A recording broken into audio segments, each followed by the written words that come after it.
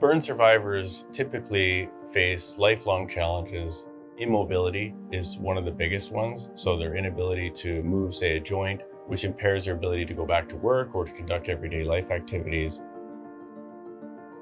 The way we think about how to treat a burn currently is if you have a deep injury, you remove that injured skin and you replace that with a skin graft. You always generate a scar after that skin graft.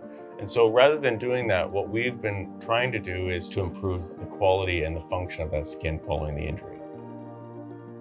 I think if we're going to change people's lives for the better, then we have to think about restoration as opposed to maintenance.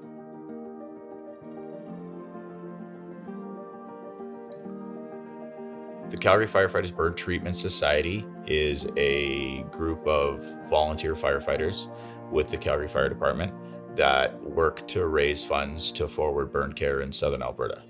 The projects within the School of Veterinary Medicine that we support is the skin rejuvenation. We've been working with them since 2013. We will have given $3.25 million by the end of 2028. The work that Dr. Biernaskie did has been groundbreaking and has allowed us to make a mark in burn care. We needed to develop a model or gain information about how tissues are generated from other species or other animals that have already solved this problem.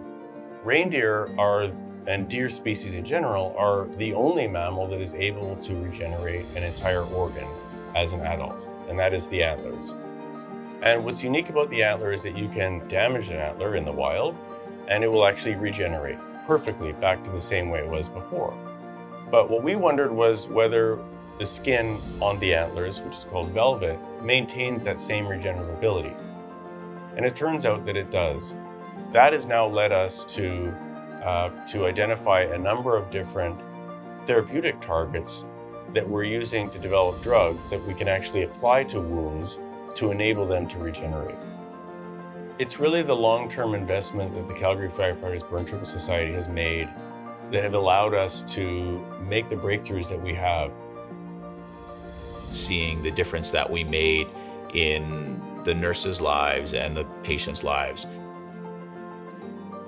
If we can make every burn survivor's life just 1% better, it's everything for us.